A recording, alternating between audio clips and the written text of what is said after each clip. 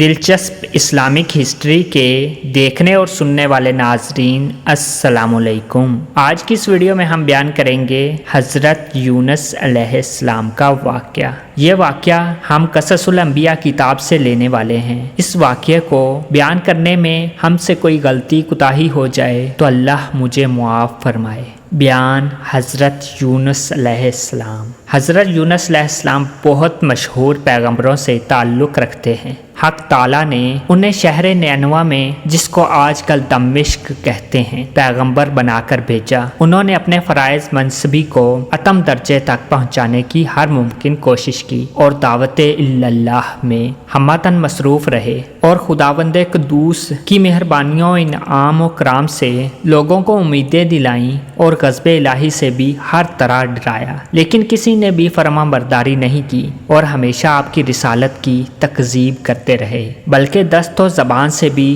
رنج و اذیت دینا شروع کر دیا۔ ایک روایت میں آتا ہے کہ حضرت یونس علیہ السلام ہود علیہ السلام کی اولاد سے تعلق رکھتے تھے۔ خدا تعالیٰ نے انہیں دمشق میں نبی بنا کر بھیجا۔ اس جگہ قوم سمود آباد تھی اور وہ سب کے سب بت پرست تھے۔ ایک روز ابو بکر صدیق رضی اللہ تعالیٰ عنہ نے رسالت مآب صلی اللہ علیہ وآلہ وسلم سے پوچھا کہ حضرت یونس علیہ السلام کی قوم کتنی تھی؟ آپ صلی اللہ علیہ وآلہ وسلم نے فرمایا 1,00,000 سے زائد تھی اور وہ سب کے سب نافرمان تھے۔ چنانچہ ارشاد ربانی ہے، ترجمہ یعنی اور بھیجا اس کو 1,00,000 آدمی یا اس سے کچھ زیادہ، یعنی اگر عاقل بالغ شمار کیے جائیں تو 1,00,000 تھے اور سب چھوٹے بڑوں کو شمار کیا جائے تو 1,00,000 سے زائد تھے۔ ایک روایت میں آتا ہے حضرت یونس علیہ السلام نے اپنی قوم کو 40 برس تک خدا کی دعوت دی اور ہمیشہ کہتے رہے، اے قوم کہو لا الہ الا اللہ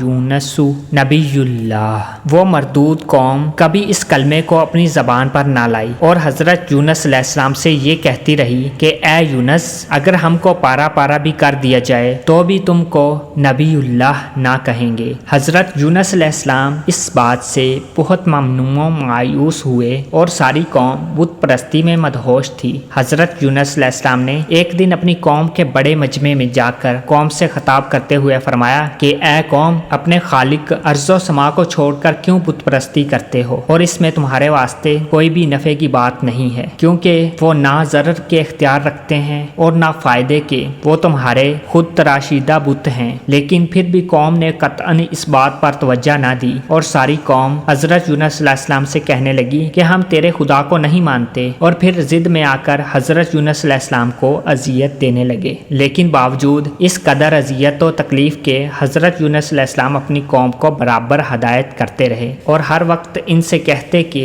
اے میری قوم، خدائے واحد کی عبادت کرو اور تم لوگوں نے جو راہ دلالت اختیار کر رکھی ہے اس کو فوراً چھوڑ دو۔ اگر تم نے راہ دلالت نہ چھوڑی تو کہیں خدا تم پر اپنا عذاب نہ نازل کر دے۔ اور مجھے اس بات سے خوف معلوم ہوتا ہے ان لوگوں نے جب یونس علیہ السلام سے یہ تہدید امیز الفاظ سنے تو کہنے لگے، اے یونس، یہ بتاؤ کہ عذاب کیا چیز ہے، وہ کیسا ہوتا ہے؟ یہ مستخر حضرت یونس علیہ السلام کی قوم ہر وقت کیا کرتی تھی، اور حضرت یونس علیہ السلام نے ان کے سوال کے جواب میں فرمایا کہ عذاب آتش و دوزخ ہے۔ یہ جو آپ سن کر تمسخر کرتے ہو، یہ جواب سن کر تمسخر کے لہجے میں ان مردودوں نے کہا، بھلا اس میں کچھ مضاحکہ نہیں؟ آخر حضرت یونس علیہ السلام اپنی قوم کی ہر ترمی اور ضد سے عاجز آ گئے۔ پھر جب کوئی ایسی امید نہ رہی کہ قوم کسی وقت بھی دعوت الحق کو قبول کر لے گی اور اللہ کے بتائے ہوئے طریقے پر گامزن ہو جائے گی، تو پھر حضرت یونس علیہ السلام نے اپنے خداوند قدوس سے اس ظالم قوم کے واسطے بددعا کی تو ندا آئی، اے یونس، آپ عذاب طلب کرنے میں جلدی مت کرو، جب وقت آئے گا تو اس قوم پر عذاب نازل کر دیا جائے گا۔ یہ سنتے ہی حضرت یونس علیہ السلام کچھ خفا ہو گئے اور اس شہر سے اپنی قوم کو چھوڑ کر بے رضائے الہی چل دیے۔ اسی وجہ سے اللہ تعالیٰ نے ان کو بلا میں مبتلا کیا۔ چنانچہ ارشاد ربانی ہے، तर्जमा।